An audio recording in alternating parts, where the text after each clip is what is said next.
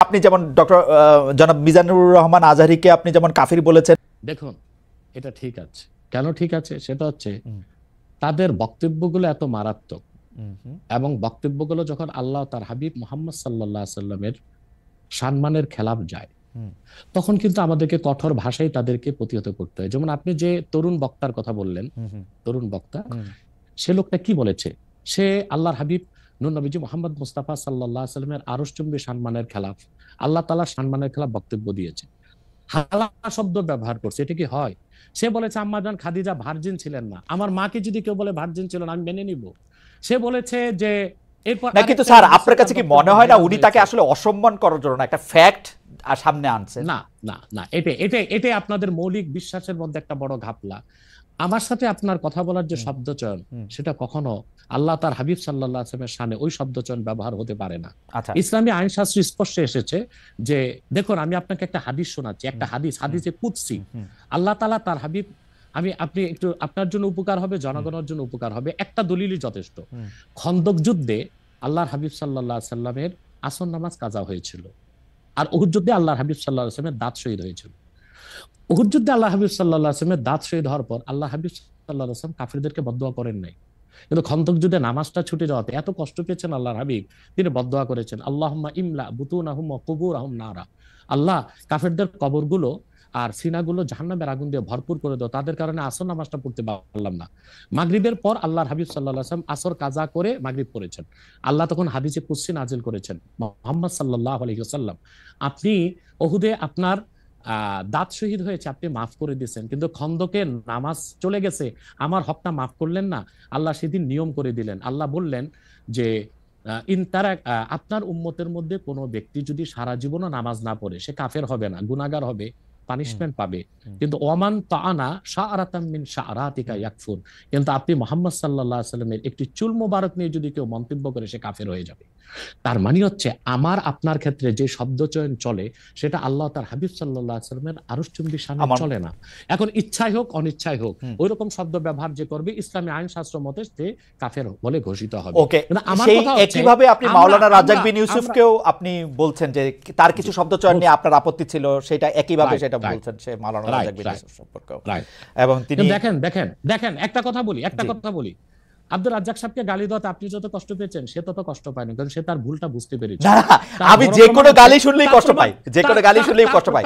আপনি তার প্রমাণ হচ্ছে সৌদি এমবিসিতে আমাকে দাওয়াত করেছিল গত বছর।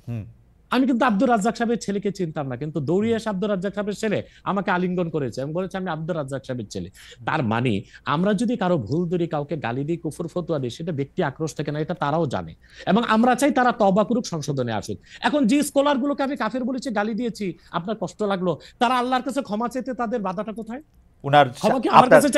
আপনার মতের সাথে যদি তাদের দ্বিমত থাকে, আপনি যেটা বলতেছেন সেটা যদি তারা ঠিক না মনে করে, ডিবেট করে তো আল্লাহর কসম করে বলছি, আমি তাদেরকে যে ফতোয়া দিয়েছি, এটা যদি তারা খণ্ডন করতে পারে, আমি প্রকাশ্যে তওবা করব, তাদের কাছে মাফ চাইবো। না স্যার, ডিবেট করে কোনো কিছু প্রমাণ করা যায় না, কারণ ডিবেট তো সাবজেক্ট টু ডিবেট তো subject to Tafsir, subject to interpretation. এখন আপনি যদি না মানেন, সেটা অনলাইন হোক অফলাইন হোক, অফলাইনে বসুক, আচ্ছা অফলাইনে বসুক কিতাবপত্র নিয়ে, মানে এটা তো আপনার ইন্টারপ্রিটেশন, আপনি আচ্ছা ডিবেট বাদ দেন, সংলাপে বসুক। আচ্ছা ঠিক আছে, আমি আমার ধারণা তারা এই অনুষ্ঠানটা অনেকেই হয়তো দেখছেন, তাদের কাছে এটা হয়তো পৌঁছাবে, তারা নিশ্চয়ই আপনার কাছে, আমি চাই আপনার মাধ্যমে হোক। আচ্ছা, আপনার উপস্থিতির সংলাপ না ঠিক আছে, আমার মাধ্যমে হলো ওইটা হলো। আমি যাদেরকে কাফের ফতোয়া দিয়েছি, যেসব স্কলারদেরকে, তারা যদি তা প্রমাণ করতে, আমাকে খণ্ডন করতে না পারে, তারা প্রকাশ্যে তওবা করবে। কিন্তু আর যদি তারা আমার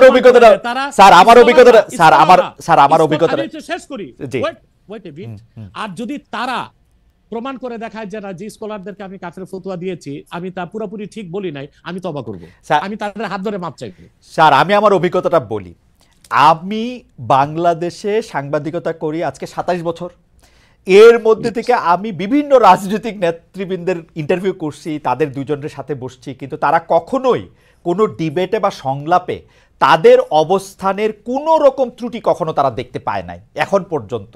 তো এই জন্য হচ্ছে সংলাপে কোনো কিছু প্রমাণ করা না প্রমাণ করার জন্য আমার থেকেও কাউরে যদি আপনারা এরকম মানেন যে উনি যেই পক্ষে এটা বলবেন, তাহলে বোধহয় এটা সুবিধা হয়, কারণ এটা কোনো একটা রায় বা ভার্ডিক্ট দিতে হবে, রায় বা ভার্ডিক্ট দিতে হবে। না, আপনি দেখেন, Right.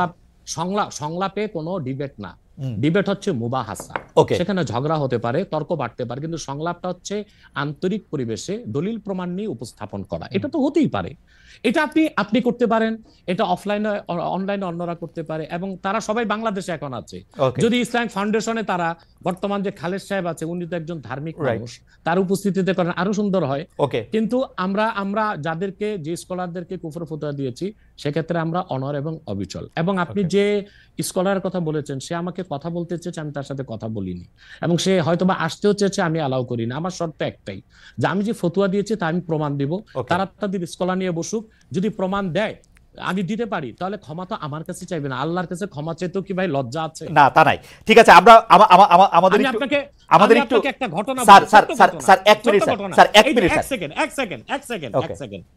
মরহুম মাওলানা আশরাফ আলী থানভী রহমতুল্লাহ, নাম শুনেছেন? জি জি, উনি কিন্তু আমাদের সকল ঘরানার একজন মুরব্বী। তো ওনার একটা চমকপ্রদ ঘটনা, উনি একবার ইউপিতে এসেছিলেন জনপুরে। তো ওখানে আহমদ রাজা খান বেরেলি, ওনার অনুসারীরা বললেন যে আশরাফ আলী থানভী কুফর করছে, সে কাফের। আশরাফ আলী থানভী রহমতুল্লাহ কত বিচক্ষণ ব্যক্তি ছিলেন। তখন আমার দাদা উপস্থিত ছিলেন সেখানে, ওনার বয়স তখন খুব কম। তিনি জনপুর সাহেব মসজিদের মিম্বরে দাঁড়িয়ে বললেন, তোমরা যারা বলতেছো আমি কাফের, তা আমি এখন কলেমা পড়ি। বলে পড়েন। তিনি কালেমা শাহাদাত, কালেমা তাইবা পড়লেন। পড়ার পর বলে, এখনো কি আমি কাফের? বলে না। তিনি তখন ওয়াজ শুরু করলেন। তিনি তার বক্তব্যে তখন আল্লাহর হাবিব নূর নবীজি মুহাম্মদ সাল্লাল্লাহু আলাইহি সাল্লাম এবং আল্লাহ তাআলার এবং ইসলামের সম্মান তুলে ধরলেন। তখন উপস্থিত লোকজন বলল, আমরা বেহুদাই তাকে কাফের মনে করেছি, বিভ্রান্ত হয়েছে আমরা। আসলে কি জানেন, আল্লাহর কাছে ক্ষমা চাইতে, ক্ষমা চাওয়াটা বিনয়ের কাজ। আদম আলাইহিস সালাম অপরাধ করে আল্লাহর কাছে ক্ষমা চেয়ে আদম হয়ে গেছে পৃথিবীর মানুষের জন্য। আমি ছোট একটা, ইবলিস অপরাধ করে এলেমের কর্মী দেখিয়ে ক্ষমা করে নাই, ইবলিস হয়ে গেছে আজাজিল, অভিশপ্ত। আমি 20 সেকেন্ড